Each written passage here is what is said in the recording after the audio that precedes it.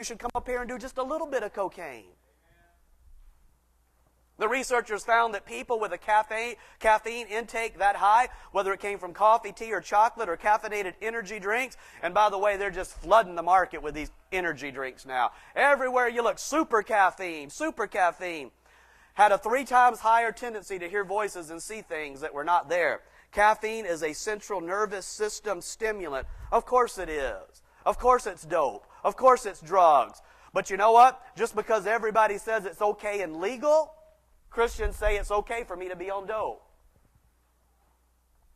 But I'm going to tell you again, caffeine was the #1 drug of the sorcerer.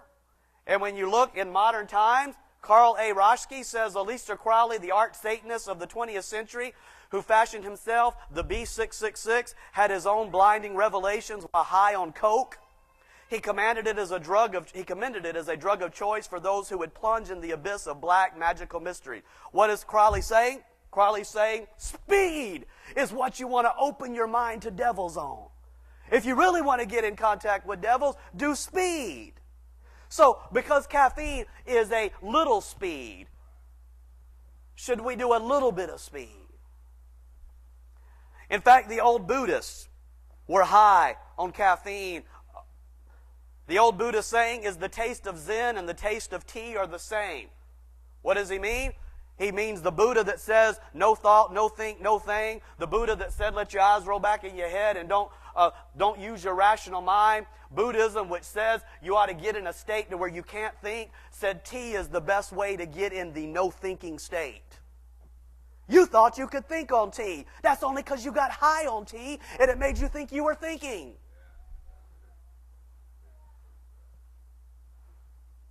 You said, oh, but I could sit and just play darts for hours when I'm on this stuff. Yeah, I saw people do crank and crack and all kinds of stuff. Sit for hours playing darts. What does that mean? That just means you got stupid. You can't see the big picture anymore. You're so into the intricate because you're stoned. It's an exchange between 2 Zen masters. What is the Buddha's statement? Have a cup of tea, my brother monk. Why is that?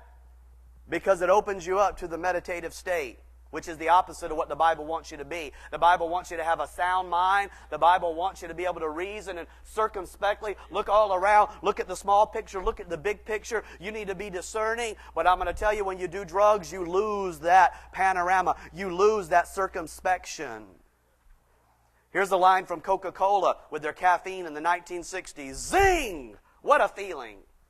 Yeah. Bennett Allen Weinberg in The World of Caffeine, the science and culture of the world's most popular drug, says the samurai soldiers like to seclude themselves in the tea room and meditatively sipping a cup of tea breathe the air of quietism and transcendentalism. So what did they find out? In Japan, they found out that it opens you up to the meditative, non-rational, non-thinking state. Heavy caffeine consumption has often been observed among schizophrenics. William Dufty in Sugar Blues says inquiry into the dietary history of patients diagnosed as schizophrenic reveals the diet of their choice is rich in sweets, candy, cakes, coffee, caffeinated beverage. What are they doing? They're getting stoned. And what's it doing to them? It's producing a state that they're calling schizophrenic. They don't have another word for it. But I'll tell you what it is. Not long ago, a girl sat in one of these Starbucks or whatever it was, and she sat drinking some of that mess, and all of a sudden she started crying for no reason and then laughing for no reason and crying. Schizophrenia. Call it whatever you want. What did she do? She got intoxicated on coffee. So is it okay to get a little bit intoxicated? DoctorYourself.com says caffeine poisoning masquerades as anxiety, manic depression, schizophrenia.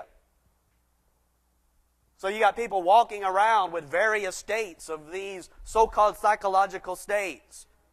Calvin Thrash, MD, in Food Allergies Made Simple, says thousands are in mental institutions today because of no greater matter than that of the use of caffeine.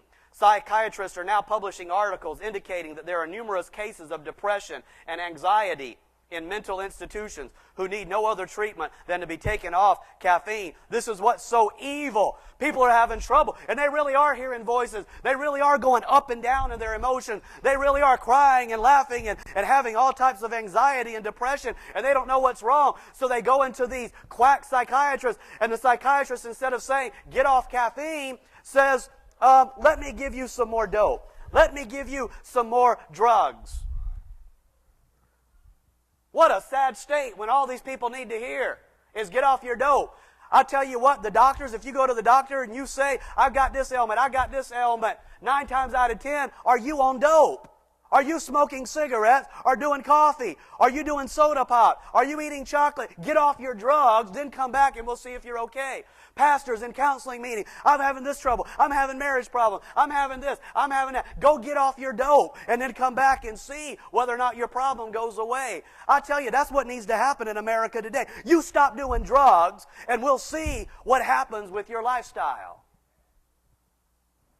Stephen Chernesky again says one extremely well-designed study documented significant increases in thought disorder and psychosis after caffeine. Of course, because you're on drugs.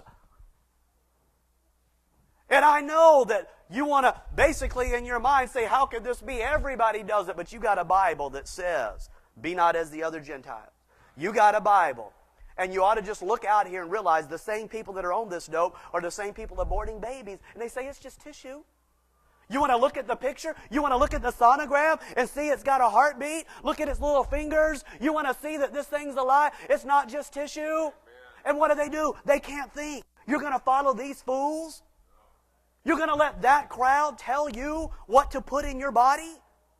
That crowd says it's okay to be. They admit it's a drug. This is how far we've gone. They admit you're getting stoned now. But they say it's okay to be a little stoned. The nations are mad. Why don't we take a look at caffeine in modern history? Because if you don't have a historical perspective of things, sometimes it's hard to truly understand what you're dealing with. I want to give you an historical perspective. In the world's most popular drug, it says Sufi mystics who sought to empty their minds began using coffee in their weekly meditations. By 1510, coffee had spread into general use throughout Islam. So notice, the Islam folks didn't get coffee until 1510, other than just some monks somewhere that were meditating. And it met fierce opposition there. Muslim jurists believed it should be banned along with other intoxicants, such as wine and hash. But some of the poor, once they were addicted, they began to beg to get money to buy the new drug.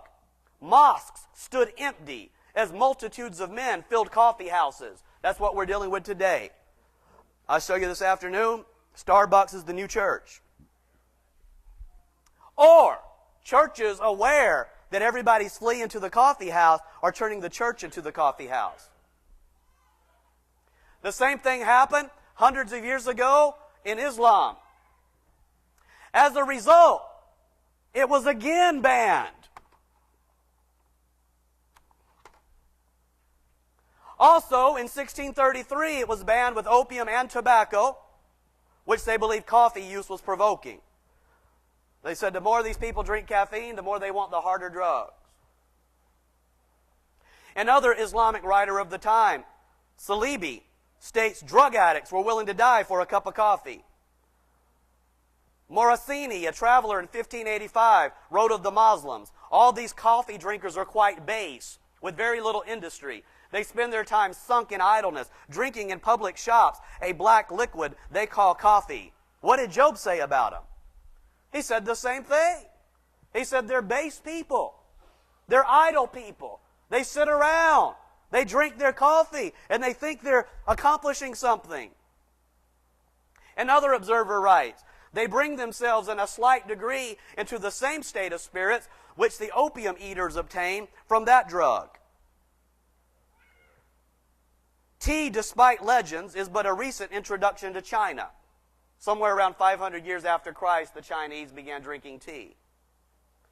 In the 17th century, so I want you to understand, the entire ancient world, the entire Bible was written without any intoxicant. The entire Bible was written without chocolate, tobacco, coffee, tea, anything. Not only that, the entire Western world didn't know this stuff until a few hundred years ago. The Chinese didn't get it